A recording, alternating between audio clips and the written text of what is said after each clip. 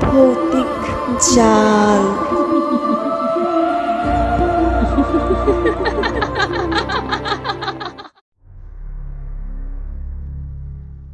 দর্শক, স্বাগতম জানাচ্ছি আমাদের ভৌতিক জালের আজকের প্রথম এপিসোডে। আমরা প্রথম এপিসোডেই আপনাদের অনেক সাড়া পেয়েছি, যেই কারণে আমরা আপনাদেরকে ধন্যবাদ জানাই। আপনারা বিভিন্ন জায়গা থেকে আমাদের এই অনুষ্ঠানের জন্য ঘটনা পাঠিয়েছেন। সেখান থেকে আমরা যে ভয়ঙ্কর ঘটনাগুলো আপনাদের ভালো লাগবে, আমরা যাচাই বাছাই করে সেই ঘটনাগুলো আজকের এপিসোডে আপনাদেরকে শোনানোর জন্য আমরা রেখেছি, এবং আশা করি আজকের প্রথম এপিসোডটি খুব ইন্টারেস্টিং হবে এবং আপনারা আমাদের অনুষ্ঠানটিকে উপভোগ করতে পারবেন। ভবিষ্যতেও আপনারা আমাদেরকে সাপোর্ট করে আমাদের পাশে থেকে সহযোগিতা করবেন এবং কমেন্টে অবশ্যই জানাবেন আমাদের ঘটনাগুলো কেমন হয়েছে এবং আমাদের অনুষ্ঠানটি কেমন হচ্ছে। আপনাদের চাহিদা এবং আপনাদের রুচি অনুযায়ী আমরা চেষ্টা করব সর্বোচ্চ ঘটনাগুলোকে নিয়ে আসতে। আপনারা যেই ধরনের ঘটনা প্রত্যাশা করেন এবং যেই ধরনের ঘটনা আপনারা শুনতে চান, আমরা সর্বোচ্চ চাইব ঠিক সেই ধরনের ঘটনাগুলি আপনাদের সামনে উপস্থিত করে আপনাদেরকে শোনানোর জন্য। তো আপনারা অবশ্যই অনুষ্ঠানটি শেষ পর্যন্ত শুনবেন। প্রত্যেকটি ঘটনাই আজকে আপনাদের জন্য খুব স্পেশাল, যেটা আমার কাছে মনে হচ্ছে। অবশ্যই ঘটনাগুলো আপনাদের ভালো লাগবে। তো আপনারা শুরু থেকে শেষ পর্যন্ত ঘটনাগুলো অবশ্যই শুনবেন। প্রতিটি ঘটনাই আজকে খুব ইন্টারেস্টিং এবং আশা করি আপনারা খুব উপভোগ করবেন। দর্শক, ভৌতিক জালের পক্ষ থেকে আমি রোহান আছি আপনাদের সাথে, এবং আমার সাথে আছে আমাদের ভৌতিক জালের আরো দুইজন সদস্যবৃন্দ। আমার সাথে শাওন আছে, আমাদের সাথে আছে বাবু। আপনারা আমাদেরকে যদি ঘটনা পাঠাতে চান তাহলে আমাদের ইমেল অ্যাড্রেসে আমাদেরকে ইমেল করতে পারেন, এবং চাইলে আমাদের হোয়াটসঅ্যাপ নম্বরেও আপনারা ঘটনা লিখে পাঠাতে পারেন, অথবা যদি আপনারা চান তাহলে ভয়েস মেইল করে আপনারা আমাদেরকে ঘটনা পাঠাতে পারেন। আমরা আপনার ঘটনাটি যদি ভালো হয় তাহলে চেষ্টা করব সেই ঘটনাটি অবশ্যই আমাদের চ্যানেলে আমরা প্রকাশ করার জন্য এবং আমাদের যেই লিসেনাররা আছে তাদেরকে শোনানোর জন্য। আর আপনারা চাইলে আমাদের ফেসবুক পেজে আপনারা আমাদেরকে ফলো করতে পারেন, এবং আমাদের যে গ্রুপ রয়েছে ভৌতিক জালের, সেই গ্রুপে আপনারা জয়েন করতে পারেন। সেখানেও আমাদের ডিসকাশন গ্রুপ আছে, সেখানে আমাদের যে ঘটনাগুলো আমরা প্রকাশ করছি আমাদের চ্যানেলে, সেই ঘটনাগুলো নিয়ে আমাদের আলোচনা হবে। দর্শক, আমাদের ইমেল অ্যাড্রেসটি হচ্ছে bhautikjal@gmail.com, bhautikjal@gmail.com। আপনারা স্ক্রিনে দেখতে পাচ্ছেন। আপনারা চাইলে সেখান থেকেও আমাদের ইমেল অ্যাড্রেসটি কালেক্ট করতে পারেন। আপনি চাইলে আমাদের হোয়াটসঅ্যাপ নম্বরেও আপনি অডিও রেকর্ড করে ঘটনা পাঠাতে পারেন। আপনি যদি চান তাহলে লিখেও আপনি ঘটনা পাঠাতে পারেন। আমি হোয়াটসঅ্যাপ নাম্বারটি যদিও স্ক্রিনে দেওয়া থাকবে, তারপর আমি মুখে একবার বলছি। নাম্বারটি হচ্ছে 01891527470। আশা করি আপনারা অবশ্যই আপনাদের মতামত আমাদেরকে জানাবেন। তো দর্শক, বেশি কথা না বলে আমি ঘটনায় যেতে চাই। তো প্রথম যে ঘটনাটি আজকে আপনাদেরকে আমরা শোনাবো, সেই ঘটনাটি আসলে দর্শক কলকাতা থেকে আমাদেরকে পাঠানো হয়েছে। ঘটনাটি একটি বাস্তব ঘটনা। আমাদের অনিকেত নামের একজন সেই ঘটনাটি পাঠিয়েছে, তার সাথেই ঘটে যাওয়া সেই ঘটনাটি। এই ঘটনাটি কলকাতার পরিচিত একটি রেল স্টেশন, রবীন্দ্র সরোবরে মেট্রো স্টেশন। আপনারা চিনে থাকবেন সেই স্টেশনটি। আমরা ঠিক সেই স্টেশনের ঘটনাটি আজকে আপনাদের সাথে শেয়ার করব। তার নিজের ঘটে যাওয়া ঘটনা এবং ভয়ঙ্কর একটি অভিজ্ঞতা তার সাথে ছিল, সেই অভিজ্ঞতাটি তিনি আমাদের সাথে শেয়ার করেছেন। তো ঘটনাটি আমি পড়ছি দর্শক, শুরু করলাম।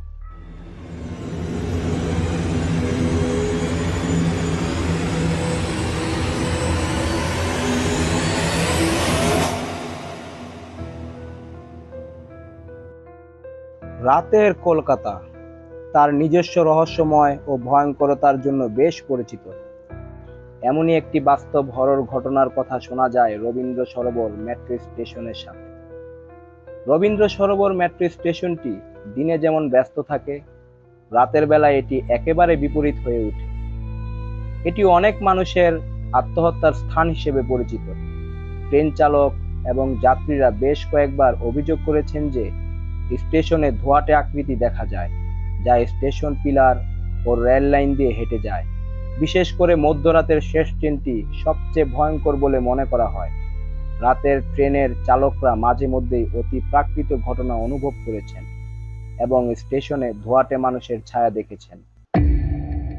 অনেকে মনে করেন আত্মহত্যাকারী আত্মারা এখানকার পরিবেশকে অশান্ত ও ভয়ঙ্কর করে তুলেছে।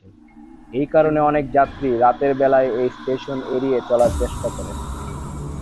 এই ঘটনাটি কেবলমাত্র গল্প নয়, বরং অনেকের বাস্তব অভিজ্ঞতা, যা কলকাতার রহস্যময় ও ভয়ঙ্কর দিককে উন্মোচিত করে। রাতের কলকাতা সবসময় একটু ভয়ঙ্কর মনে হয়েছিল অনিকেতের কাছে, কিন্তু কাজের চাপে সে অনেক সময়ই দেরি করে বাড়ি ফিরতে বাধ্য হতো। একদিন অফিসের কাজ শেষে রাত প্রায় 11টা বাজে। সে রবীন্দ্র সরোবর মেট্রো স্টেশন থেকে শেষ ট্রেনটি ধরার সিদ্ধান্ত নিল। স্টেশনটি দিনের বেলায় যেমন ব্যস্ত থাকে, রাতে এটি ততটাই নির্জন হয়ে ওঠে। প্ল্যাটফর্ম প্রায় খালি, শুধু কয়েকজন যাত্রী দূরে দাঁড়িয়ে আছে। অনিকেত প্ল্যাটফর্মে হাঁটছিল এবং হঠাৎই অদ্ভুত কিছু অনুভব করলো। ট্রেনের অপেক্ষায় সে দেখতে পেল স্টেশনের পিলার ও রেল লাইনের কাছাকাছি কিছু ধোঁয়াটে আকৃতি।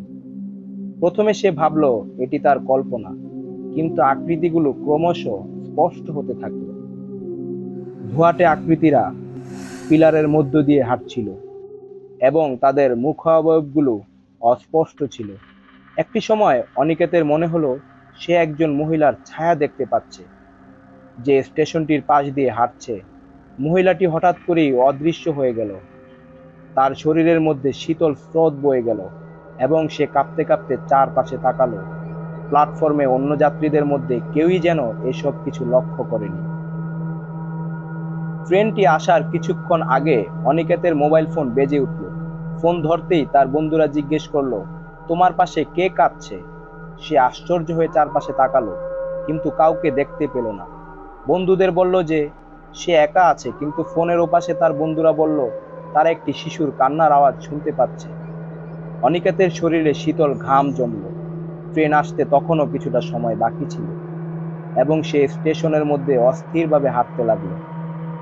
হঠাৎ করেই তার পায়ের কাছে একটি ঠান্ডা বাতাসের ঝাপটা লাগলো এবং সে অনুভব করলো কেউ তার পাশ দিয়ে হেঁটে গেল। অবশেষে ট্রেনটি এসে থামলো এবং অনিকেত দ্রুত ভিতরে ঢুকে পড়ল। ট্রেনের দরজা বন্ধ হওয়ার সময় সে দেখতে পেল স্টেশনের প্ল্যাটফর্মে একটি ধোঁয়াটে আকৃতি দাঁড়িয়ে আছে এবং তার দিকে তাকিয়ে আছে। ট্রেনটি ছেড়ে দেওয়ার পর সে বুঝতে পারল সে একটি ভয়ঙ্কর অভিজ্ঞতার সম্মুখীন হয়েছে। এই ঘটনাটি অনিকেতকে অনেক দিন তাড়া করে বেরিয়েছিল। পরে সে জানতে পারল রবীন্দ্র সরোবর মেট্রো স্টেশনটি অতি প্রাকৃত ঘটনার জন্য কুখ্যাত। অনেকেই সেখানে অদ্ভুত আকৃতি ও আওয়াজ শুনেছেন, বিশেষ করে শেষ ট্রেনের সময়। এই অভিজ্ঞতা কলকাতার রহস্যময় ও ভয়ঙ্কর দিককে উন্মোচিত করে, যা শহরের ইতিহাস এবং অতি প্রাকৃত বিশ্বাসের সঙ্গে মিশে আছে।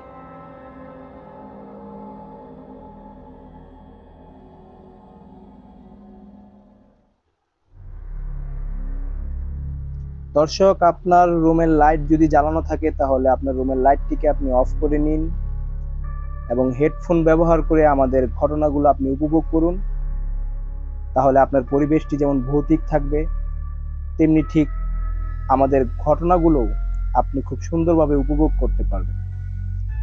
এখন আমাদের ভৌতিক জালের একজন সদস্য শাওন, সে আপনাদেরকে একটি ঘটনা পড়ে শোনাবেন। সেই ঘটনাটি রাজশাহী থেকে আমাদের একজন লিসেনার আমাদেরকে পাঠিয়েছে। সেই ঘটনাটি এখন আপনাদের মাঝে উপস্থাপন করা হবে। আর অবশ্যই আপনারা কিন্তু আমাদেরকে কমেন্ট করে জানাবেন যে আমাদের ঘটনাগুলো কেমন লাগছে এবং কেমন হচ্ছে, এবং আপনারা কি ধরনের ঘটনা আসলে আমাদের কাছে আশা করেন। আপনাদের প্রত্যাশা অনুযায়ী আমরা সবসময় চাইব আমাদের পরবর্তী যে এপিসোডগুলো হবে সেই এপিসোডে ঘটনাগুলো আপনাদের চাওয়া অনুযায়ী আমরা যেন নিয়ে আসতে পারি, আমরা সেটাই সর্বোচ্চ চেষ্টা করব। দর্শক, আপনারা ঘটনাটি উপভোগ করুন। আশা করি এই ঘটনাটি অবশ্যই আপনাদেরকে একটি ভৌতিক ফিল আপনাদেরকে দিতে পারবে। আপনারা ঘটনাটি এনজয় করবেন, আমি সেটাই প্রত্যাশা করি। ধন্যবাদ সবাইকে। আমি সরাসরি ঘটনায় চলে যাচ্ছি। যে ঘটনাটি পাঠিয়েছে আমি তার ভাষায় ঘটনাটি পড়ে শোনাচ্ছি।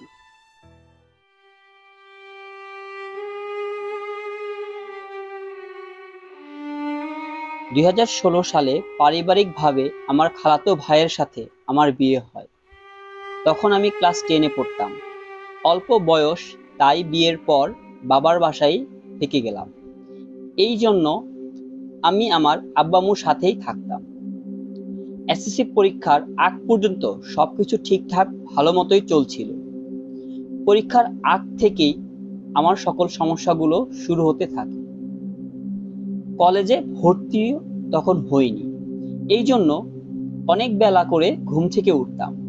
এইরকমই একদিন সকালবেলা ঘুম থেকে উঠে বাথরুম থেকে ফ্রেশ হয়ে বের হয়েছি, আর এমন সময় মনে হলো আমার হাতের উপর একটি পোকা এসে বসেছে, কিন্তু আমি কোনো পোকা দেখতে পাইনি। কিন্তু আমার কাছে পোকাটি অনেক ভারী মনে হচ্ছিল। আসলে ঘটনা তখন থেকেই শুরু হয়েছে। এর কিছুদিন পরে সন্ধ্যার সময় আমি টিভি দেখছিলাম, তখন আবার ঠিক সেইভাবেই একটি পোকা মনে হলো আমার ঘাড়ের উপর এসে পড়েছে। সেই পোকাটিও আমার কাছে ভারী অনুভব হলো, কিন্তু আমি কিছু দেখতে পেলাম না। আমি সাধারণত কথা কম বললেও সবসময় হাসি খুশি থাকতাম, কিন্তু এরপর থেকে কেমন জানি মন মরা হয়ে যায়, কিছু ভালো লাগতো না। অকারণেই আব্বু আম্মুর সাথে রাগ দেখাতাম, উচ্চ স্বরে কথা বলতাম, মাঝে মধ্যে গালাগালি অথবা খারাপ ভাষায় কথা বলতাম, যেটা আগে আমি কখনোই করিনি। রাতে একদম ঘুম হতো না আমার। এমনও হয়েছে ভোরের আজান শেষ হয়েছে, আমি ঘুমাতে গিয়েছি, নামাজ কালাম পড়তাম, কিন্তু হঠাৎ করেই আস্তে আস্তে কেমন জানি তাও বন্ধ করে দিতে লাগলাম। পড়াশোনায় ভালো ছিলাম, কিন্তু দিন দিন তাতেও মনোযোগ দিতে পারছিলাম না। আমার সাথে কেউ একটু জোরে কথা বললেই আমি খুব ভেঙে পড়তাম এবং কাঁদতে থাকতাম। মনে হতো কেউ আমাকে ভালোবাসে না, সবাই আমাকে পরপর করছে, এমন অনুভব হতো। ধীরে ধীরে আমার শরীর আরো খারাপ হতে লাগলো। কোনো জ্বর নেই, কোনো কিচ্ছু নেই, অথচ শরীর হঠাৎই কাঁপুনি দিয়ে উঠত। দিনে কয়েকবার এমন কাঁপুনি দিত এবং তীব্র শ্বাসকষ্ট দেখা দিত। দিনে 7 বার থেকে 9 বার এমন হতে থাকে। হঠাৎই একদিন খুব বেড়ে যায়। এমন দেখে আমাকে আমার পরিবার মেডিকেলে নিয়ে যায়। মেডিকেলে নেওয়া হলে ডাক্তার বলে এখানে কাজ হবে না, রাজশাহীর ভালো কোনো হসপিটালে নিয়ে যেতে। সেখানে নিয়ে গেলে রাজশাহী ডাক্তার অক্সিজেন দেয় এবং রাজশাহী ডাক্তার পরীক্ষা করে জানান আমার থাইরয়েডের সমস্যা হয়েছে এবং কিছু ওষুধ দেন, যার ফলাফল শূন্যই ছিল। রাতে ঘুমালে খুব খারাপ খারাপ স্বপ্ন দেখতাম। ঘুমের মধ্যে মনে হতো আমাকে কেউ গলা টিপে ধরছে অথবা শ্বাসকষ্ট অনুভব হচ্ছে। স্বপ্নের বেশিরভাগ সময় বাদুড় দেখতাম। প্রথম দিকে কেউ বিষয়টা আমলে না নিলেও খারাপ স্বপ্ন দেখতাম। এই জন্য আমার মেজ চাচির দূর সম্পর্কের এক ভাইয়ের কাছ থেকে আমার জন্য একটি তাবিজ এনে দেওয়া হয়েছিল, কিন্তু ধর্মের সঠিক দিক নির্দেশনা ও বিবেচনা করে আমি তাবিজ খুলে রাখলাম। একদিন সকালে প্রাইভেটে যাওয়ার জন্য রেডি হয়েছি। প্রাইভেটের সময় দেরি হয়ে যাচ্ছিল বলে তাই আমার মা বলে প্রাইভেটে যেতে সময় এত দেরি কেন লাগে, স্যার কি বলবে। বেশ শুরু হয়ে গেল আমার কান্না। এতটুকুই শুরু হয়ে গেল আমার কাঁপুনি এবং শ্বাসকষ্ট। এ সময় কান্না করলে শুধু বলতাম কেউ আমাকে ভালোবাসে না, কেউ আমাকে ভালোবাসে না, আমি মরে যাব, আমি মরে গেলে তোমরা সবাই শান্তি পাবে। এগুলো বলতাম আর কাঁদতাম, জোরে জোরে কাঁদতাম আর বলতাম আমার কিছুই ভালো লাগছে না, মাথা খুব জ্বলছে, সাথে শরীরও জ্বলছে, আমার ভয় করছে। চোখ খুব শক্ত করে বন্ধ করে রাখতাম, তাকাতাম না, ভয় করতো বলে।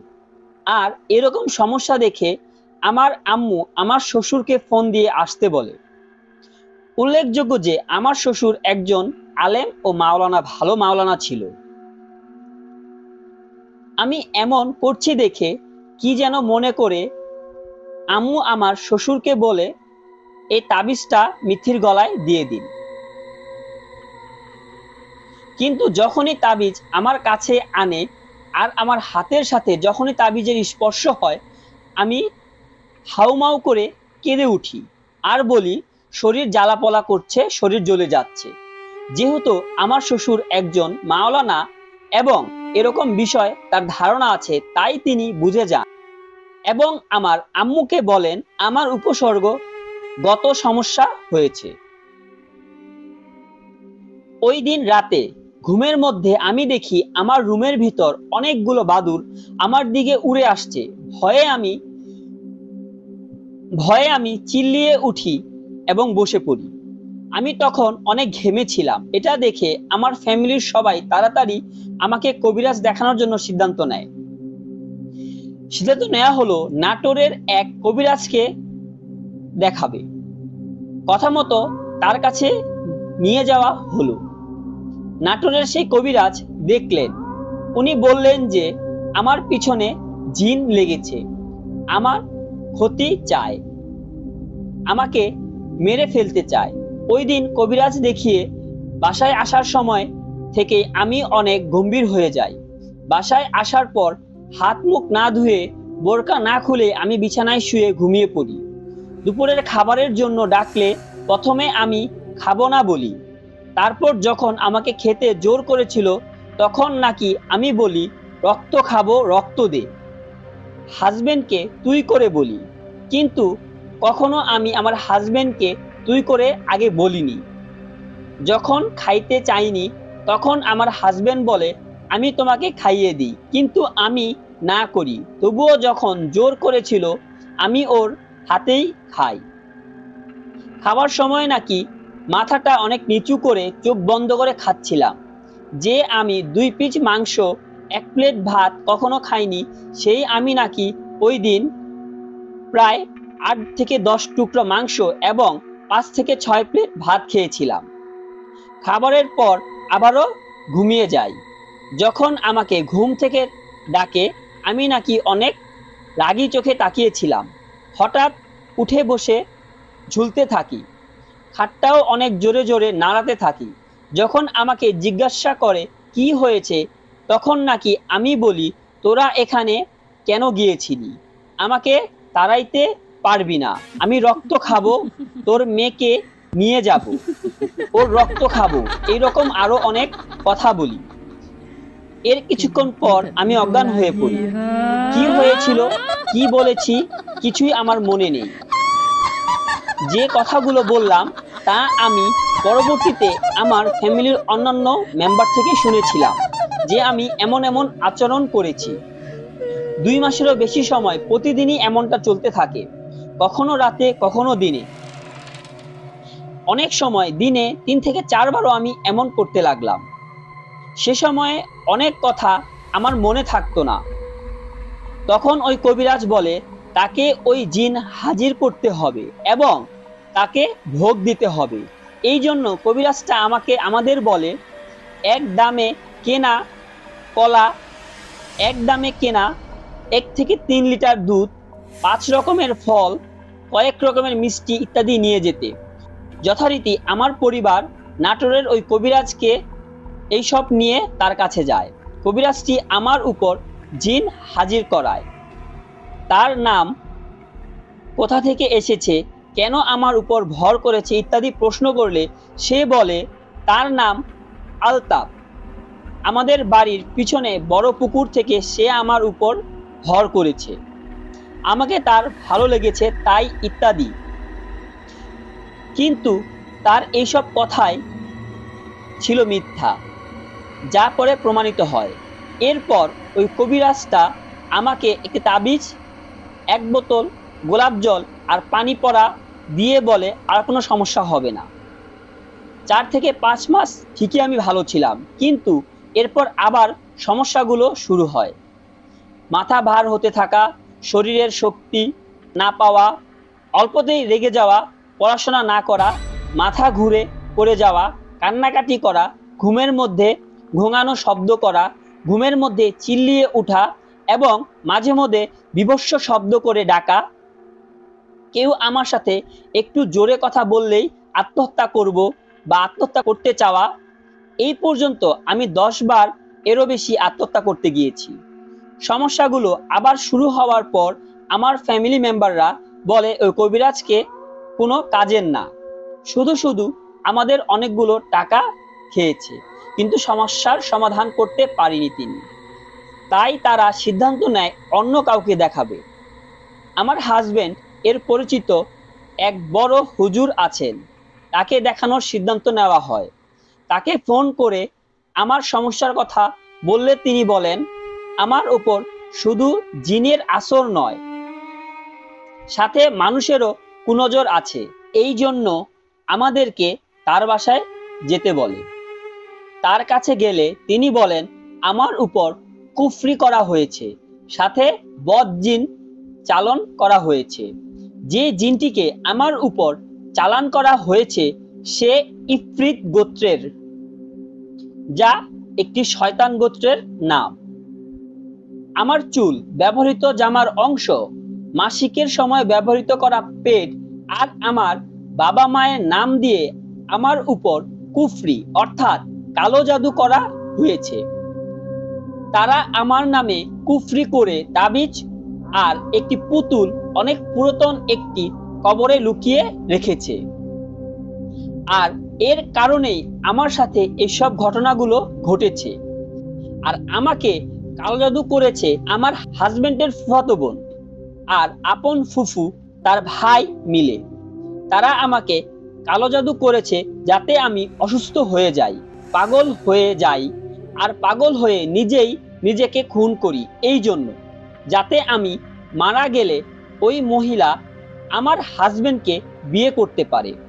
ওই মহিলা নিজে বিবাহিত, তার 7 বছরের একটি মেয়েও আছে। সে তার হাজবেন্ডকে এখন আর সহ্য করতে পারছে না, কারণ তার হাজবেন্ড এর শারীরিক সমস্যা আছে। এই কথাগুলোই ওই হুজুর আমাদের বলেছে। আমি বিশ্বাস করেছি, কারণ যখন আমার সাথে আমার হাজবেন্ডের বিয়ের কথা চলছিল তখন নাকি ওই মহিলা আর তার মা নিজে আমার শাশুড়ির কাছে, আমার ননদের কাছে বলেছে যে সে আমার হাজবেন্ডকে পছন্দ করে বিয়ে করতে চায়, কিন্তু আমার শাশুড়ি ননদ অমত জানায় আর না করে দেয়। ওই মহিলা অর্থাৎ আমার হাজবেন্ডের ফুফাতো বোন নিজে একজন আলেম, পর্দা করে, ইসলামিক জ্ঞান ও ভালোই আছে তার। তার মা অর্থাৎ আমার হাজবেন্ডের ফুফুও 5 ওয়াক্ত নামাজ পড়ে। তার ভাই আলেমে কোরআন 30 পারা হাফেজ।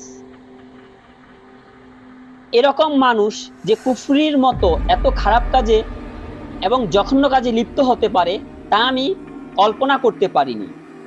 যাই হোক, ওই হুজুর আমাদের কয়েকটা তদবির দেন। আমাদের বলেন যে আমার উপরে থাকা কালো জাদু কাটাতে 501টা তাবিজ লাগবে, যেগুলো পরে মাছ নদীতে ফেলে দিতে হবে এবং ইত্যাদি ইত্যাদি ইত্যাদি জায়গাতে পুঁতে ফেলতে হবে। আমার নামে কুফরি করা যাবতীয় জিনিস তিনি তার কাছে থাকা জিনের মাধ্যমে উদ্ধার করে সেগুলো নষ্ট করে ফেলেন আর আমাকে একটি তাবিজ দেন, যেটা এখনো আমি ব্যবহার করি। আল্লাহর রহমতে এখন আমি সুস্থ আছি। আমার অতীতে 2017 এবং 2018 এই 2 বছর আমি এই সমস্যার মধ্য দিয়ে দিন পার করেছি। এই 2 বছর আমার শারীরিক ও মানসিক অনেক ক্ষতি হয়েছে।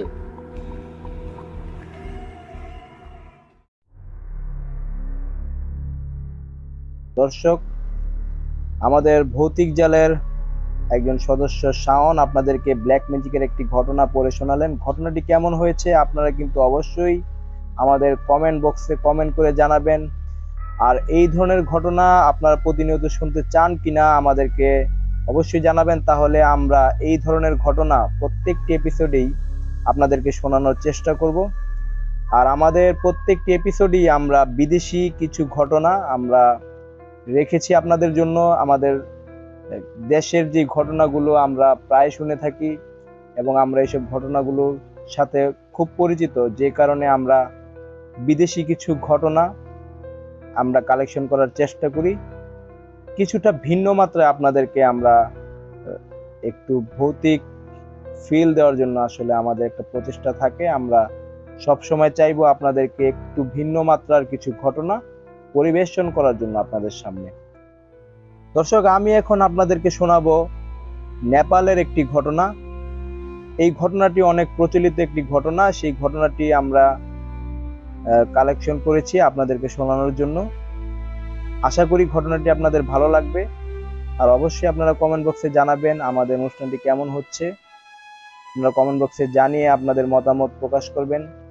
তাহলে আপনাদের চাহিদা অনুযায়ী আমরা আমাদের অনুষ্ঠানটি ঠিক সেভাবেই পরিচালনা করার চেষ্টা করব।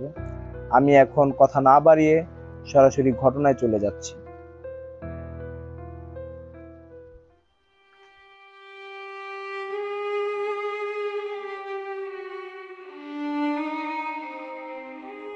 একবার ভক্তপুরের এক গ্রামের এক মানুষ, নাম রাম, এক গভীর রাতে কাজ শেষে বাড়ি ফিরছিল।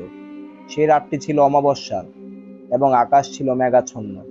গ্রামের রাস্তাগুলি ছিল ফাঁকা এবং নিস্তব্ধ। হঠাৎ রাম দেখতে পেলেন একটি প্রাচীন মন্দিরের সামনে একটি লম্বা মহিলাকে। মহিলার এক হাতে ছিল একটি জ্বলন্ত মশাল এবং অন্য হাতে ছিল একটি ঝাড়ু। মহিলাটি মন্দিরের মেঝে ঝাড়ু দিচ্ছিলেন, আর প্রতিটি ঝাড়ুর সাথে তার উচ্চতা ক্রমশ বৃদ্ধি পাচ্ছিল। রাম প্রথমে অবাক হয়ে দেখলেন, কিন্তু কিছুক্ষণ পর তার ভয় লাগতে শুরু করলো। মহিলার মুখটি ছিল ভীষণ ভয়ঙ্কর। লম্বা নাক, রক্তমাখা ধারালো দাঁত এবং রক্তাভ চোখ। ভয়ে রাম পাশের একটি ঝোপের আড়ালে লুকিয়ে পড়লেন এবং নিঃশব্দে দেখলেন মহিলাটি তাকে লক্ষ্য করলেন না এবং নিজের কাজেই ব্যস্ত রইলেন। ভয়ে রাম ধীরে ধীরে সেই স্থান থেকে সরে এলেন এবং কিছু দূর গিয়ে গ্রামের এক উন্মুক্ত মাচায় আশ্রয় নিলেন। সেখানে 4-5 জন লোক শুয়েছিলেন। রাম তাদের জাগিয়ে তার দেখা অভিজ্ঞতার কথা বললেন। তাদের মুখে মিশ্র প্রতিক্রিয়া দেখা দিল, একদিকে ভয়, অন্যদিকে স্বস্তি। তাদের মধ্যে একজন সাহসী লোক বললেন, ভাই, তুমি ভাগ্যবান যে লাসি তোমাকে দেখতে পায়নি। লাসি হলো এক দানবীয় আত্মা যারা দেবতাদের পূজা করে কিন্তু মানুষদের ধরে নিয়ে যায়, নির্যাতন করে এবং খেয়ে ফেলে। প্রত্যেক শনিবার রাতে লাসি নাওয়া দুর্গা দেবীর 9টি মন্দির ঝাড়ু দেয়। যদি সে তোমাকে দেখে ফেলতো, আমরা এখন তোমার সাথে কথা বলতে পারতাম না। রামের মনে পড়লো তার মা তাকে বলেছিলেন, আমার মনে অশুভ অনুভূতি আছে, আজ রাতে বাইরে যেও না। কিন্তু তিনি সে কথা শোনেননি। এবার তিনি বুঝতে পারলেন মায়ের কথা শোনার গুরুত্ব। পরদিন সকালে রাম বাড়ি ফিরে পূজা করলেন এবং লাসির ভয়ঙ্কর অভিজ্ঞতা থেকে বেঁচে যাওয়ার জন্য দেবতার প্রতি কৃতজ্ঞতা প্রকাশ করলেন। এই গল্পটি ভক্তপুরের লোককথার একটি উদাহরণ, যা নেপালের সমৃদ্ধ অতিপ্রাকৃত বিশ্বাস এবং সংস্কৃতির সাথে মিশে আছে। লাসির কাহিনী শুনলে রোমাঞ্চকর ভীতি অনুভূত হয় এবং এটাই প্রমাণ করে কিছু গল্পের মধ্যে সত্যিকারের ভয় লুকিয়ে থাকে। দর্শক, এই ছিল সংক্ষিপ্ত ঘটনা এবং এই ঘটনাটি অনেক প্রচলিত ঘটনা। আপনারা যারা নেপালে যান অথবা আপনাদের যদি নেপালে কোনো বন্ধু বান্ধব থেকে থাকে, তাহলে আপনারা অবশ্যই তাদেরকে যদি জিজ্ঞাসা করেন, তাহলে এই ঘটনাটি হয়তো বা আপনারা সেই ভক্তপুর নামক যে জায়গাটি রয়েছে সেখানে যদি আপনারা জিজ্ঞাসা করেন কাউকে, যদি সেখানে আপনাদের পরিচিত কেউ থেকে থাকে, তাহলে আশা করি আপনারা এই ঘটনাটি সম্পর্কে আপনারা জানতে পারবেন। এটি একটি সত্য ঘটনা। দর্শক, এখন আপনাদের মাঝে যে ঘটনাটি আমি পড়ে শোনাবো, সেই ঘটনাটি শ্মশানের একটি ঘটনা। আপনারা জানেন, হিন্দুরা যখন মারা যায় তখন তাদেরকে শ্মশানে চিতায় শায়িত করা হয় এবং তাদেরকে পুড়িয়ে তাদের শেষকৃত্য করা হয়। তো এমন একটি ঘটনা আমাদেরকে বরিশাল থেকে পাঠিয়েছেন এক ভাই। তিনি তার নাম পরিচয় গোপন রাখতে চেয়েছেন। সেই ঘটনাটি তাদের গ্রামের বহুল প্রচলিত একটি ঘটনা, যে কারণে তিনি তার নাম এবং পরিচয় প্রকাশ করতে চাননি এবং আমাদেরকে ঘটনাটি শেয়ার করেছেন। সেই ঘটনাটি আপনাদের সামনে আমি নিয়ে আসছি। ঘটনাটি অবশ্যই আপনাদের ভালো লাগবে, আমি আশা করি। এবং অবশ্যই আপনারা কমেন্ট করে জানাবেন যে আমাদের ঘটনাটি কেমন হয়েছে এবং আমাদের অনুষ্ঠানটি কেমন লাগছে আপনাদের কাছে। তো বেশি কথা না বলে আমি ঘটনায় চলে যাই।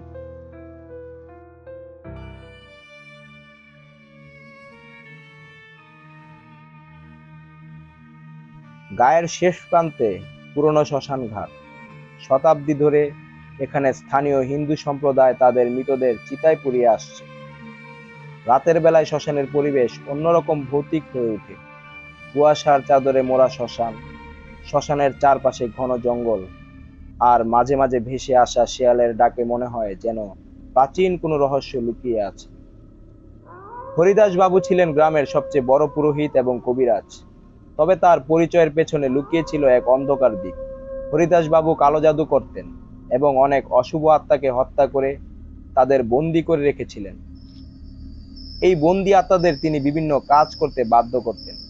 গ্রামের মানুষদের কাছে তিনি অত্যন্ত সম্মানিত হলেও তারা তার এই অন্ধকার দিকটি সম্পর্কে সচেতন ছিলেন না। হরিদাস বাবু অধিক ক্ষমতা লাভের জন্য অত্যন্ত শক্তিশালী কালো জাদু করতেন। এর মধ্যে একদিন বয়সী মৃত শিশুর মাথা ব্যবহার করে জাদু করার মতো বিভৎস কাজও ছিল। তিনি এই শিশুদের মৃতদেহ সংগ্রহ করতেন গোপনীয়ভাবে এবং রাতের আধারে তার কাজ চালিয়ে যেতেন। গ্রামের সবচেয়ে বড় পুরোহিত মহাদেব বাবু এই কালো জাদুর ব্যাপারে জানতেন। তিনি হরিদাস বাবুকে বহুবার সতর্ক করেছিলেন, হরিদাস, এই পথ তোমার জন্য কাল হবে, অশুভ শক্তির সঙ্গে খেলা করা উচিত নয়, মহাদেব বাবু বলেছিলেন। কিন্তু হরিদাস বাবু তার কথা আমলে নিতেন না। তার অশুভ কার্যকলাপ চলতেই থাকলো। এক রাতে হরিদাস বাবুর অশুভ কাজের চূড়ান্ত পর্যায়ে পৌঁছল। তিনি তার ঘরে একটি শক্তিশালী কালো জাদু করার চেষ্টা করছিলেন, কিন্তু হঠাৎ সবকিছু বিপরীতমুখী হয়ে উঠল। হরিদাস বাবুর ঘর থেকে ভেসে আসতে লাগলো ভয়ঙ্কর চিৎকার। গ্রামবাসীরা ছুটে এসে দেখলো হরিদাস বাবু মৃত অবস্থায় পড়ে আছেন, তার মুখে আতঙ্কের ছাপ এবং শরীরে গভীর ক্ষতচিহ্ন। হরিদাস বাবুর মৃত্যুর পর থেকেই গ্রামের মানুষের সাথে শ্মশানে অদ্ভুত ঘটনা ঘটতে থাকলো।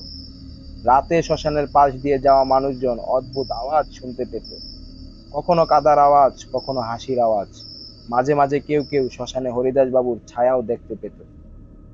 শ্মশানের পাশ দিয়ে যাওয়া গ্রামের লোকজন একে একে অসুস্থ হয়ে পড়তে লাগলো, কেউ কেউ অসুস্থ হয়ে মারা গেল।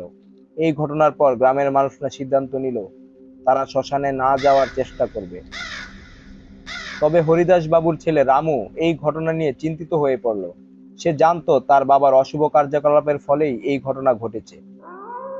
রামু রাতে তার বাবার ঘর থেকে ভয়ঙ্কর স্বপ্ন দেখল। তার স্বপ্নে হরিদাস বাবুর আত্মা তাকে বলে, আমার মৃত্যু অশুভ শক্তির হাতেই হয়েছে, আমাকে মুক্ত করতে হবে। রামু বুঝতে পারলো তাকে কিছু একটা করতেই হবে। রামু শ্মশানে গিয়ে তার বাবার আত্মার মুক্তির জন্য একটি বিশেষ আর্চনার শুরু করলো। কিন্তু শ্মশানে গিয়ে সে অনুভব করলো অনেক অশুভ শক্তি তাকে ঘিরে ফেলেছে। হঠাৎ সে শুনতে পেল বিভিন্ন আত্মার কান্নার আওয়াজ। সেই কান্না হরিদাস বাবুর বন্দি আত্মাদের। মহাদেব বাবু বিষয়টি জানতো, তাই মহাদেব বাবু বুঝতে পারলেন তিনি যদি রামুর পাশে গিয়ে না দাঁড়ান তাহলে রামু ভয়ঙ্কর কোনো সমস্যার সম্মুখীন হতে পারে এবং সে মারাও যেতে পারে। তাই রামু যখন তার আর্চনা শুরু করতে লাগলো, মহাদেব বাবু বিষয়টি বুঝতে পেরে তিনিও সাথে সাথে সেই শ্মশানে গিয়ে হাজির হন এবং রামুর পাশে দাঁড়ান। এবং তিনি রামুকে বললেন, হরিদাস নিজের অশুভ কার্যকলাপের জন্যই এই অবস্থায় পড়েছে, তবে তার আত্মার মুক্তি সম্ভব। তারা দুজন একসঙ্গে মন্ত্রপাঠ শুরু করলেন। মন্ত্রপাঠ চলার সময় হঠাৎ করে শ্মশানের চারপাশে ঝড়ো বাতাস বইতে শুরু করলো। কুয়াশা ঘন হয়ে উঠল আর অশুভ আত্মারা তাদের বন্দী অবস্থা থেকে মুক্তি পাওয়ার চেষ্টা করতে লাগলো। তারা ক্রোধে ফুঁসে উঠল এবং রামু ও মহাদেব বাবুর উপর আক্রমণ করতে শুরু করল। মহাদেব বাবু জানতেন সাধারণ মন্ত্র দিয়ে এই অশুভ আত্মাদের দমন করা সম্ভব নয়। তিনি তার বিশেষ মন্ত্রপাঠ শুরু করলেন যা তার গুরু তাকে শিখিয়েছিলেন। এই মন্ত্রের শক্তিতে অশুভ আত্মারা ক্রমে দুর্বল হতে লাগলো। অশুভ আত্মারা একে একে দুর্বল হয়ে মন্ত্রের শক্তিতে নিঃশেষ হয়ে যেতে লাগলো। শ্মশানের পরিবেশ ধীরে ধীরে শান্ত হতে লাগলো। মহাদেব বাবু এবং রামু জানতেন এই আত্মাদের মুক্তি দেওয়াই হরিদাস বাবুর আত্মার মুক্তির প্রথম ধাপ। শ্মশানে অশুভ আত্মাদের মুক্তি পাওয়ার পর গ্রামের মানুষজন আবার শ্মশানে আসা শুরু করল। তবে তারা এখনো ভীত ছিল এবং আশঙ্কা করত যদি আবার কোনো অশুভ ঘটনা ঘটে। হরিদাস বাবুর আত্মা এখনো শ্মশানে উপস্থিত ছিল। রামু এবং মহাদেব বাবু জানতেন তার আত্মাকে সম্পূর্ণ মুক্তি দিতে হলে আরো কিছু করতে হবে। তারা একটি বিশেষ পূজার আয়োজন করলেন। গ্রামের সব মানুষ একত্রিত হয়ে পূজা আয়োজন করলো। মহাদেব বাবু এবং রামু পূজার আর্চনা শুরু করলেন। পূজার সময় হরিদাস বাবুর আত্মা আবির্ভূত হলো। তিনি রামুকে বললেন, তোমার প্রচেষ্টার জন্য আমি কৃতজ্ঞ, তবে আমার আত্মার মুক্তির জন্য আরো কিছু কাজ এখনো বাকি রয়েছে। হরিদাস বাবু রামুকে তার গোপন আর্চনা সম্পর্কে জানালেন, যা তাকে সম্পূর্ণ মুক্তি দিতে পারে। রামু সেই আর্চনা শুরু করলো এবং মহাদেব বাবুর সাহায্যেই সেই আর্চনা সম্পন্ন করলো। আর্চনা সম্পন্ন হলে হরিদাস বাবুর আত্মা ধীরে ধীরে মিলিয়ে যেতে লাগলো। অশুভ শক্তির পরাজয় ঘটে এবং শ্মশানের পরিবেশ সম্পূর্ণরূপে শান্ত হয়ে গেল। গ্রামবাসীরাও স্বস্তির নিঃশ্বাস ফেলল। অতঃপর গ্রামের মানুষজন আবার শ্মশানে আসা শুরু করলো এবং তাদের রীতিনীতি সম্পন্ন করতে থাকলো। তারা জানতো এখন আর কোনো অশুভ শক্তি নেই।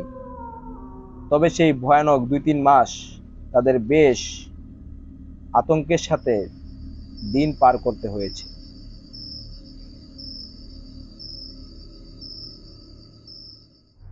দর্শক, এই ছিল আমাদের শ্মশানের ঘটনাটি কেমন হয়েছে আপনারা কমেন্ট করে আমাদেরকে জানাবেন।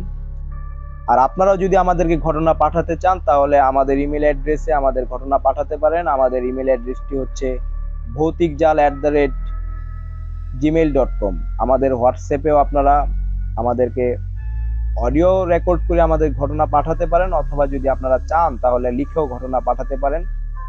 আপনাদের ঘটনাগুলো দেখে অথবা শুনে যদি আমাদের মনে হয় যে এই ঘটনাগুলো আমাদের অনুষ্ঠানে আমরা প্রকাশ করতে পারি, তাহলে অবশ্যই আপনাদের ঘটনাগুলো আমরা আমাদের অনুষ্ঠানে প্রকাশ করব। দর্শক, এখন আমাদের ভৌতিক জালের সদস্য শাওন আপনাদের সাথে এমন একটি ঘটনা শেয়ার করবেন যেই ঘটনা আপনারা অনেক ভৌতিক ঘটনা আপনাদের লাইফে আপনারা হয়তো শুনেছেন। আপনারা আপনাদের দাদি, নানি অথবা আপনাদের পরিবারের সদস্যদের কাছ থেকে কিন্তু এই ধরনের ঘটনা আপনারা কখনো শুনেননি বলে আমার বিশ্বাস। এমন একটি ঘটনাই আপনাদেরকে শোনাবেন আমাদের সদস্য শাওন, যেই ঘটনা আমি আশা করি আপনারা আগে কখনো শোনেননি।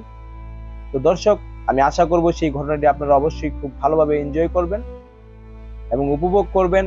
আর অবশ্যই ঘটনাটি কেমন হয়েছে সেটি কিন্তু কমেন্ট করে জানাবেন আমাদেরকে। তো দর্শক, বেশি কথা না বাড়িয়ে আমরা এখন চলে যাব শাওনের কাছে। শাওন আপনাদের সামনে এই ঘটনাটি এখন পড়ে শোনাবেন। আবারও ধন্যবাদ আপনাকে। আরো একটি রহস্যময়, গা ঝমঝম, ভয়ঙ্কর ঘটনা নিয়ে আসলাম। এই ঘটনাটি মূলত হলো তক্ষকে রক্ত দিয়ে কালো জাদু। আসলে তক্ষক হলো টিকটিকির মতোই দেখতে সরীসৃপ জাতীয় একটি প্রাণী। তার রক্ত দিয়েই কালো জাদু, এমন একটি ঘটনা। তাহলে আমি সরাসরি ঘটনায় চলে যাচ্ছি। ঘটনাটি 2012 সালের ঘটনা। যার সাথে ঘটেছে তার ভাষ্য মতোই ঘটনাটি পড়ে আমি শোনাচ্ছি।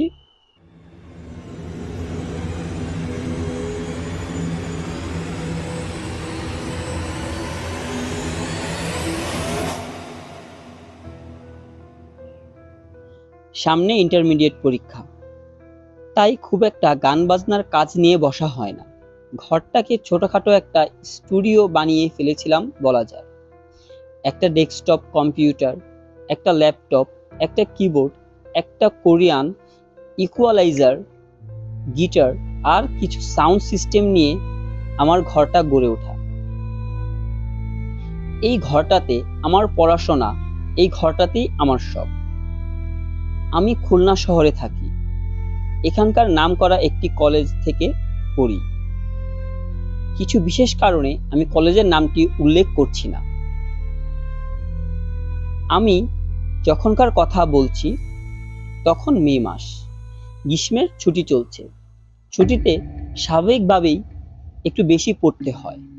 এর পরেও গান নিয়ে থাকার জন্য আমার কিছুটা সময় বের করে নিতে হয়।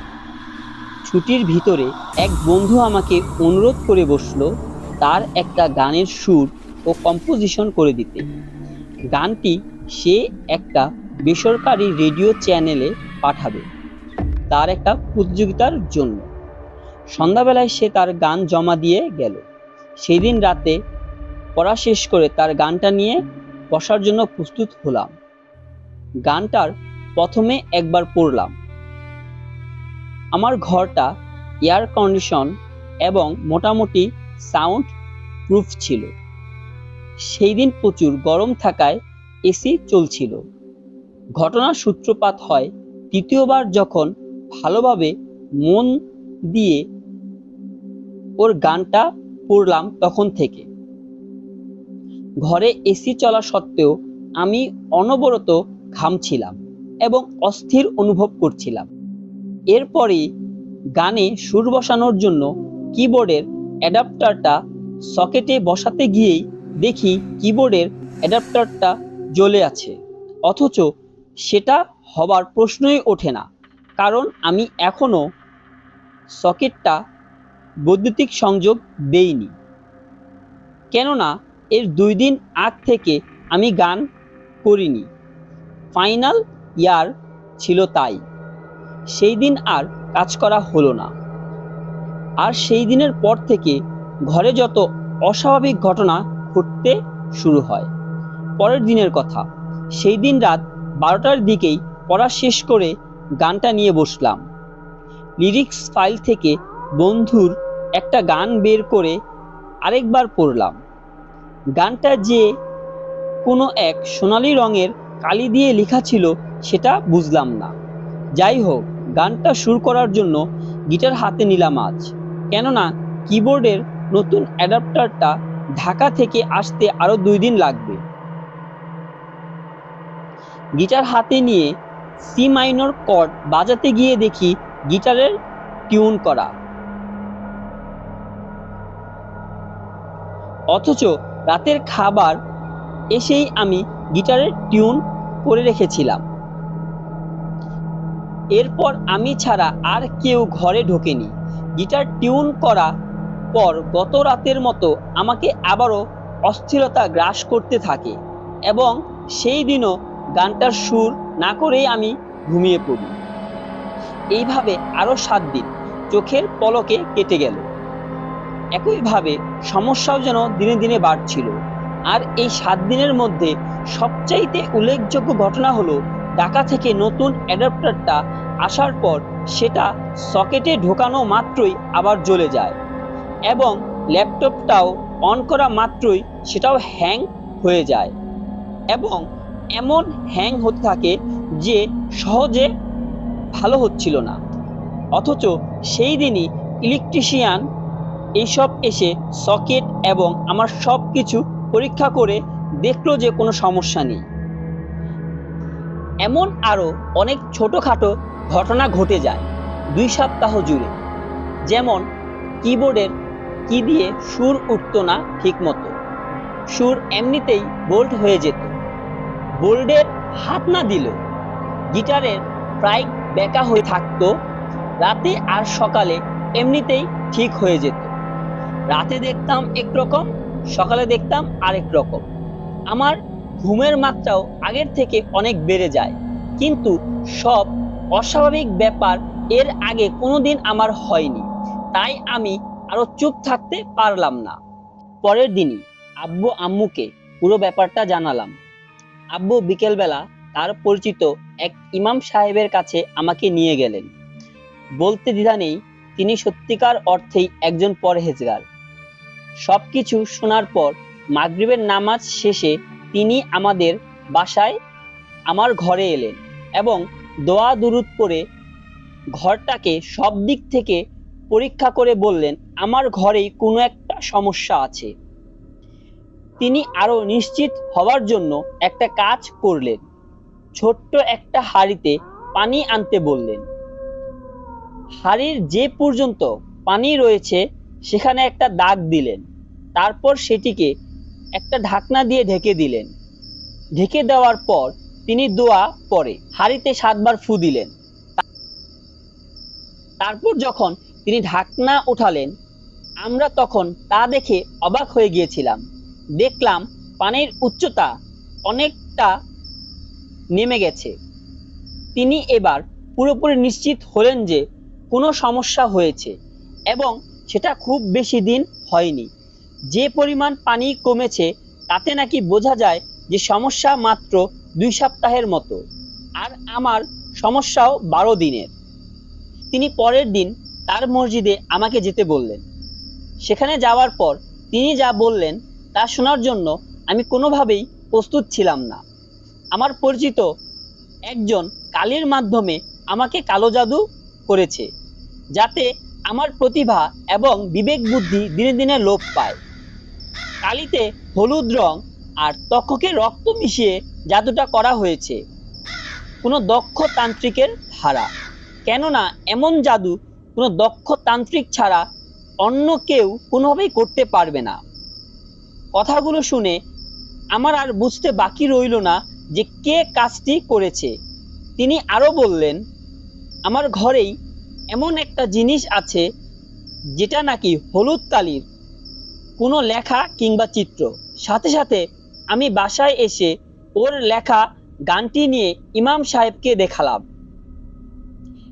তিনি সেটা বিশেষ এক কায়দায় পোড়ালেন যাতে আমার উপর করা জাদু নষ্ট হয়ে যায়। তারপর তিনি আমাকে কিছু দোয়া লিখে দিলেন এবং কিছু আমল করার জন্য উপদেশ দিলেন। সব শেষে উপলব্ধি করলাম আমার বন্ধু আমার প্রতি ঈর্ষান্বিত ছিল। আমি ভালো মিউজিশিয়ান হই এটা সে চাইতো না। কলেজে কিংবা খুলনার অন্য মিউজিশিয়ানরা আমাকে অন্যভাবে দেখে এবং সিনিয়ররাও আমাকে যথেষ্ট স্নেহ করে, এটা তার সহ্য হতো না। কিন্তু আমার বন্ধু অতটা পাত্তা পেত না তাদের কাছে। আমার প্রতি সে এই সব কারণেই ঈর্ষান্বিত ছিল।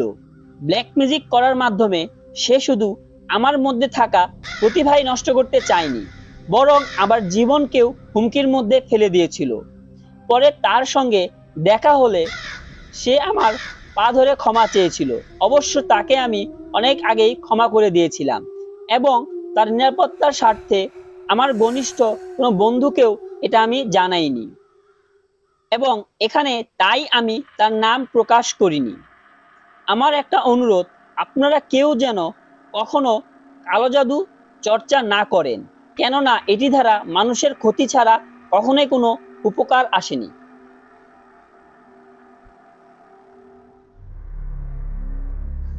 দর্শক, এই ছিল আমাদের আজকের লাস্ট ঘটনা। আশা করি পুরো অনুষ্ঠানটি আপনাদের খুব ভালো লেগেছে।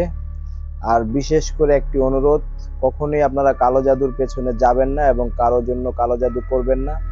এটি খুব খারাপ জিনিস। আসলে এই কালো জাদু বা ব্ল্যাক ম্যাজিক একটি মানুষের জীবনকে যেভাবে ধ্বংস করে দেয়, সেই সাথে যারা কালো জাদু করেন তারাও কিন্তু এটার জন্য সাফারার হন।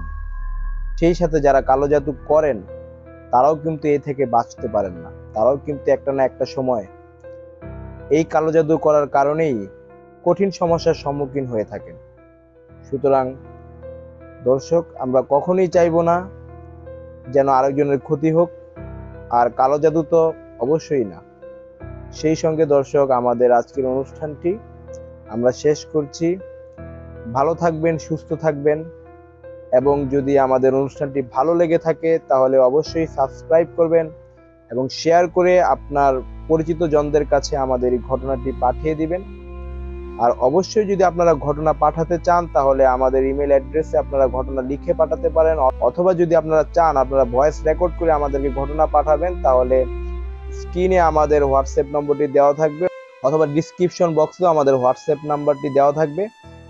আপনারা সেখানে আমাদের হোয়াটসঅ্যাপ নাম্বারে আপনারা অডিও রেকর্ড পাঠাতে পারেন অথবা চাইলে লিখেও ঘটনা পাঠাতে পারেন। আমাদের যদি মনে হয় আপনাদের ঘটনাগুলো আমরা প্রকাশ করতে পারবো, তাহলে অবশ্যই আপনাদের ঘটনা আমরা আমাদের অনুষ্ঠানে প্রকাশ করব। তো ধন্যবাদ সবাইকে। আশা করি ভালো থাকবেন, সুস্থ থাকবেন। আল্লাহ হাফেজ।